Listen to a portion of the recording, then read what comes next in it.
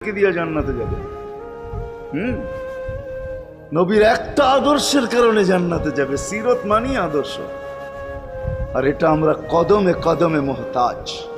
কেননা এই ছোট জীবনটা যদি গ্রহণযোগ্যতা পর্যন্ত পৌঁছাইতে হয় আল্লাহর কাছে, চাই নারী হই, চাই যুবক হই, চাই বৃদ্ধ হই, যেই মানুষই হই না কেন, যেখানেরই হই না কেন, যেই বাসারই হই না কেন, যেই বর্ণেরই হই না কেন, যেই পেশারই হই না কেন, যেই সোসাইটিরই হই না কেন, এই জীবনটাকে যদি গ্রহণযোগ্যতা পর্যন্ত পৌঁছাইতে হয় কার কাছে? দুনিয়া আলাদের কাছে না, মালিকের কাছে, যিনি এক ফোঁটা পানির থেকে অস্তিত্ব দিছেন, যার কাছে আবার আমাদেরকে ফিরা যেতে হবে।